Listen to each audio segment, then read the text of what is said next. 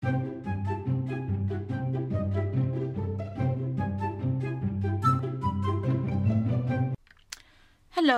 it's Jeanette with Geomazing Paper Crafts. Thank you for joining me in my craft closet today. Today I have a sweet little project that I'd like to share with you, and this is what I am calling a triangle treat box. And I'm pretty excited about this little box for a few reasons. It doesn't really take much to excite me, but anyway, I'm excited because I am finding another use for my Baker's Box Thinlits die. See, I'm going to be using this die here. So I always like it when I can use a tool for other than its intended purpose. Of course, it does make really beautiful boxes, and I've made a few, and my friends just absolutely love it. But I thought I'd make a little treat box. Another reason why I'm kind of excited about this little box is because you could actually make two out of one sheet of 8.5 by 11 cardstock. So that's a plus. And another reason why I'm excited about this little box, if I untie this here, I will show you what I put inside. And it is one of my all-time favorites that fit perfectly in here. Look at this, my dark chocolate with white mint filling. Isn't that cute? I could put it in here and tie this up and give it as gifts, or just keep it for myself. But anyway, let me show you how I put this together.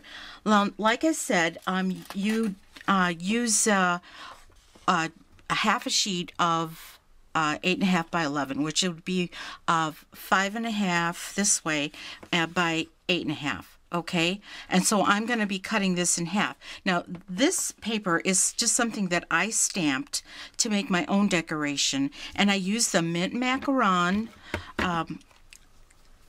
ink pad, and then I used this Summer Silhouettes. I used the leaf out of here, doing a stamp and then stamping, a double stamp to make it two different shades. And then they have this little stamen starburst thing that I just kind of went all over with some Mossy Meadow, which is also another one of the in colors, which will go till 2016.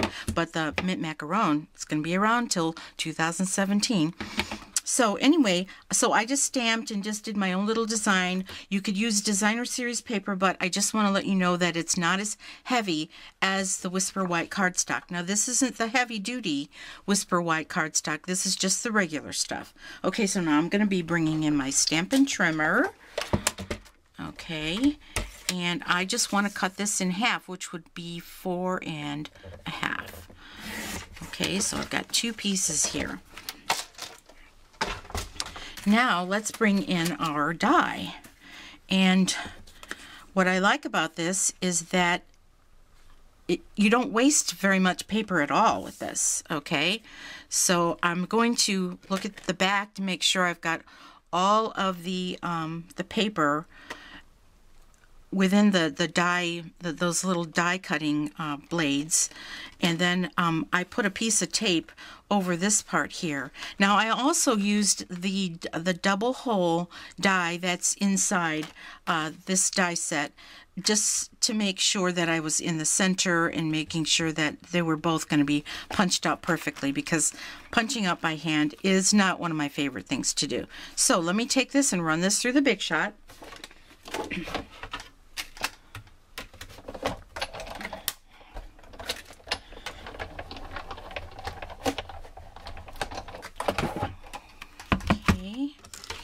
Here we go. See what I mean? Very little waste.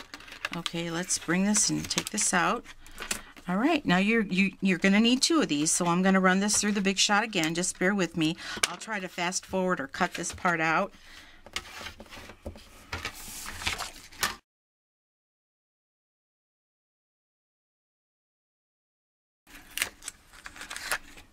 Okay, take your paper piercing tool and just knock out those little holes. Get it ready for use on another one. So, okay, now I have two exactly the same, and all I need to do is fold and burnish all of these score lines. And I'm going to do that using the bone folder.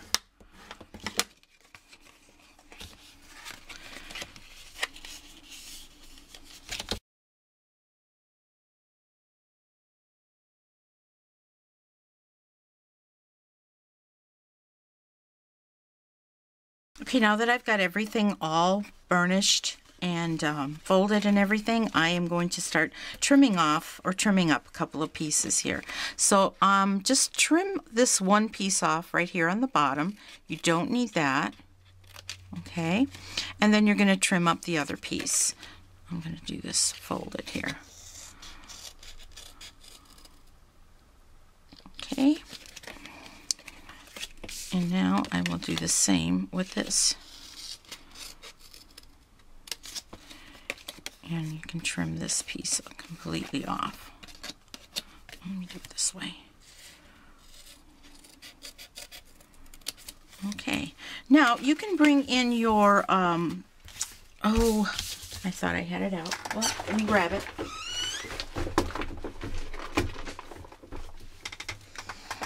You can bring in your corner rounder and just round the corners on these things. Or if you watched my last video, what will also work is bringing in your gift bag punch board, and you can cut up or round off that these little lines here with that punch board. No, it wasn't my last video. It was the video before that where I showed you how to make the jam boxes. So check that video out. I'll try to have a link to that so you can see that. But I decided to just bring in my little corner rounder, which works good too. Okay, so now I want to take these two and I want to adhere them together, and I'm going to do that using my tear and tape. I always call it tear tape, but it's called tear and tape. Okay, and I'm just going to put a little piece here close to the score line. I am going to cut, even though I know I could tear. You know me, I like to cut. And I'm going to bring my paper piercing tool, and I'm going to take that top layer of paper off, and I am going to line these two up. I find it easier to line them up this way. I don't know why. Just easier for me to see when I do it this way. Okay, now I'm going to take some tear and tape, and I'm going to put another piece right here close to the score line. I think maybe I should practice tearing. Maybe that's why I'm not good at it, because I haven't practiced doing it. Because you know that what they say about practice. Okay, anyway, let's bring this, should fit perfectly right there. All right, now you've got your box. And now you want to fold in your sides and determine which is going to be your front. Let me see, what do I want as my front? It doesn't really matter because they're so pretty. This mint macaron color is just beautiful. I love it very much. Okay, so for speed, let me just use my fast fuse. If I could find it, here we go. All right, and I'm just going to put about maybe 3 lines of fast fuse.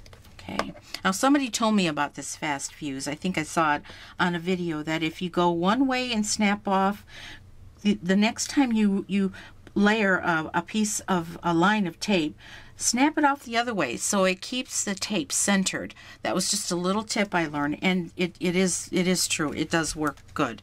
Now I'm going to bring in my Stamp-a-ma-jig because you know I like to make things nice and square. Okay, and we're going to make this nice and square. Then I'm going to bring in the back side. Okay, and we're going to tape that down. Okay, and then I'm going to just take a little bit of fast fuse and right there, and take a little bit of fast fuse for this one here, and do that. And now my box is put together. Isn't that cute? Okay, so let's put our mint inside. Love those things. Okay, and then I am going to use some of the dotted lace. This is the mint macaron color dotted lace, and I'm going to feed it through the front. Is that the front? Yeah, that's the front. I'm going to feed that through the front on both holes. back and front, and then feed it back through so that I can make a nice pretty little bow. Okay. And I go right over left and under. Okay, and let's squeeze this nice and tight. And then we're going to make our bow here. Go over and grab it from here. Okay, how does that look? You got to spread these out because this is kind of a wide ribbon. It's 1 inch wide, and it is so pretty. I absolutely love the dotted lace ribbon. Now I'm going to bring in my craft scissors and just trim this just a little bit here. Okay, and trim it a little bit more on this side here, and then we're going to put a little tag or label on it. All right, let's do that. Now what I think I'm going to do is I'm going to bring in a piece of Whisper White cardstock, and I am going to be using this stamp from the Teeny Tiny Wishes that says Just For You. Okay, and I am going to stamp it with some mint macaron, of course. Some people call it mint macaroon, but I think it's mint macaron. But whatever. Now, I am going to bring in the word window punch. I always call it the window punch, but it's called the word window punch. And I'm going to try to center that perfectly there. Okay, and stamp. Now I'm going to take my my little craft mat here, and in that same stamp set for the summer silhouette is that one little thing that I used for the background paper. I'm going to just take that, and I am going to put a little one on this side here and a little one on that side here, just to give it a little bit more decoration. It's off a little bit, that's okay. And then I'm going to take a mint macaron cardstock, and I'm going to take my large oval punch and just give it a little punch right here. And I'm going to take that same little stamp, and I am just going to do some random stamping, even stamping off a little bit, just to kind of give it a little bit of color in the background. I didn't think it would make that much difference, but it really does. I love this little stamp. So that when I layer this, see how cute that looks together? Okay, so let's put some snail adhesive on this. Okay. And we're going to just layer it over this one here. Okay, and then we're going to put some Stampin' Dimensionals, of course. Stampin' Dimensional. We're going to put 2 on this oval, and take those off. And we're going to just place that right there. And now we have a nice little snack to give away or to keep. No, I'll give this away because I know my sisters love the dark chocolate mint. Who doesn't love dark chocolate mint? Okay, well anyway, I hope you try this. Once again, this is Jeanette with Geomazing Paper Crafts, and you make it a great day. Bye-bye.